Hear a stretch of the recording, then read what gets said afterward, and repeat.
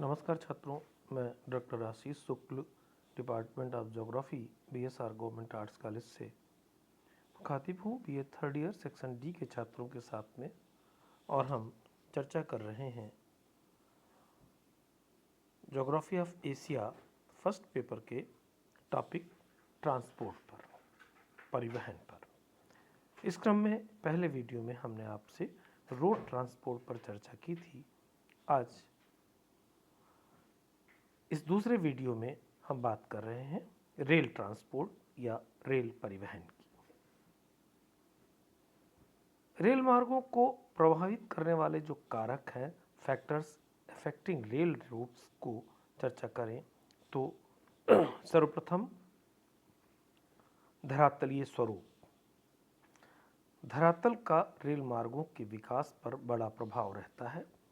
मैदानी भागों में मार्ग सीधे होते हैं, लेकिन रुकावट पड़ते ही इनको मोड़ना पड़ता है, जिससे मार्ग की लंबाई और दो स्थानों के बीच की दूरी बढ़ जाती है। पहाड़ी भागों में रेल मार्गों और सड़कों का निर्माण कार्य कठिन और अत्यंत खर्चीला हो जाता है। यहाँ के चक्करदार मार्ग, सुरंगें एवं नदियों के ऊंचे ऊंचे पुल इसके प्रमुख कारण हैं। 3 इंच से ढाल बढ़ते ही रेलों की भार ढोने की क्षमता तेजी से घटती है। अतः घुमावदार मार्गों के कारण पहाड़ी भागों में रेल मार्गों की लंबाई बढ़ जाती है और निर्माण व्यय भी अधिक हो जाता है। अतः रेल मार्गों का निर्माण अत्यंत मंद ढालों पर ही संभव है। रेलवे को प्रभावित करने वाली जो दूसरा प्रमुख कारक की चर्चा करें तो वो आता है जलवायु। अधिक वर्षा वाले भागों में भूमि दलदली होती है, इसलिए वहाँ रेलों के निर्माण में बड़ी कठिनाई होती है। यही नहीं, इनके रख रखाव व मरम्मत में भी काफ़ी खर्चा करना पड़ता है। बाढ़ से रेल मार्ग उखड़ जाते हैं, पुल टूट जाते हैं और स्टेशन डूब जाते हैं।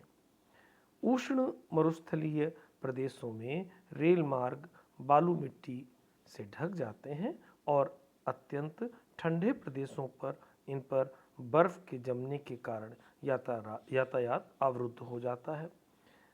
इनको साफ करने में व्यय व समय दोनों जाया होते हैं।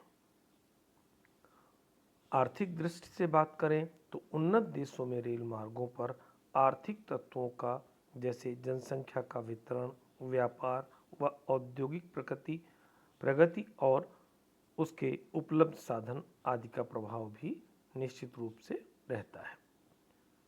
पॉलिटिकल फैक्टर्स, राजनीतिक कारण भी रेल मार्गों के विकास में अपनी भूमिका निभाते हैं।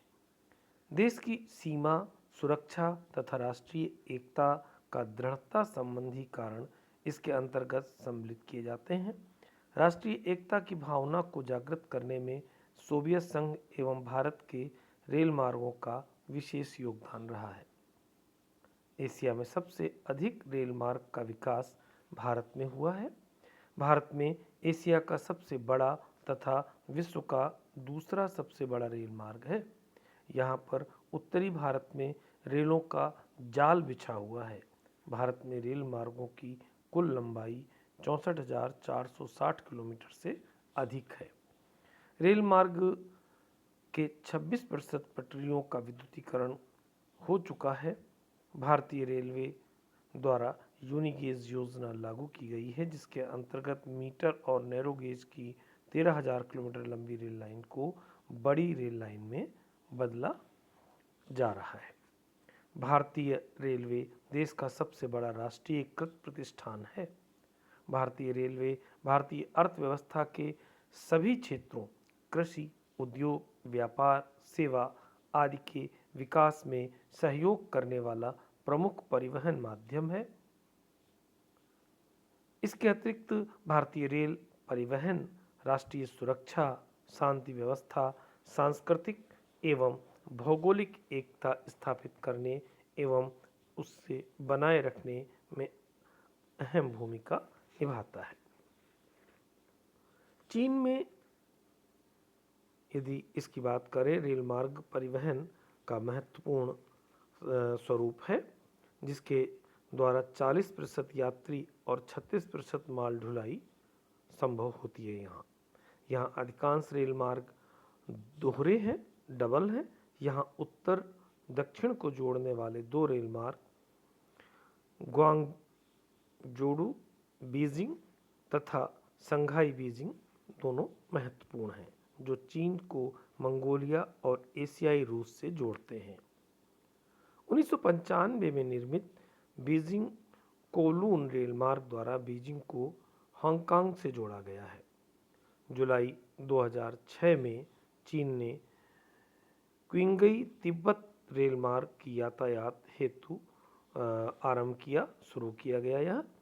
यह विश्व में सर्वाधिक ऊंचाई पर निर्मित रेल मार्ग है।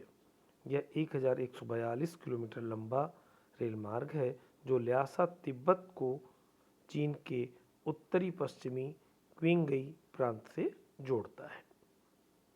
जापान के संदर्भ में बात करें तो जापान में रेल मार्ग का विस्तार औद्योगिक पेटी में है। यहाँ पर मुख्य रेल मार्ग टोक्यो से ओसाका है। इस मार्ग पर चलने वाली विद्युत ट्रेन विश्व की सबसे तीव्रगामी ट्रेन के रूप में स्वीकृत है। इसके अलावा Philippines, Indonesia, Pakistan, Iran, Korea, Taiwan, Turkey, Iraq आदि देशों में भी रेल मार्गों का विकास हुआ है। आपको साझा किए गए पीडीएफ में एशिया के संदर्भ में रेल मार्गों का जो मानचित्र पर प्रदर्शन है, उसको आप देख करके अभ्यास करें और ट्रांसपोर्ट के पॉइंट ऑफ व्यू से जब आप इस क्वेश्चन को तैयार करेंगे तो यह मानचित्र आपके लिए उपयोगी होगा। तो रेलवे ट्रांसपोर्ट आधुनिक युग में इंडस्ट्रियल डेवलपमेंट, खनिज संसाधनों के एक स्थान से दूसरे स्थान तक पहुंचने में, यात्रियों को एक स्थान से दूसरे स्थान तक लाने ले जाने में, किसी भी राष्ट्र की प्रमुख परिवहन सुविधा है। भारत में यह सबसे बड़ा संस्थागत स्वरूप रखता है। तो इस दृष्टि से रेल परिवहन बहुत ही महत्वपूर्ण स्वरूप है, जो आधुनिक विश्व के औद्योगिक या औद्योगिक स्वरूप के साथ जनता के स्थानांतरण में एक स्थान से दूसरे स्थानांतरण के स्वरूप के साथ परिवहन के विशिष्ट स्वरूप को दर्शाता है। धन्यवाद। अगले वीडियो में हम किसी दूसरे एयर ट्रांसपोर्ट पर बात करेंगे आपसे। धन्यवाद।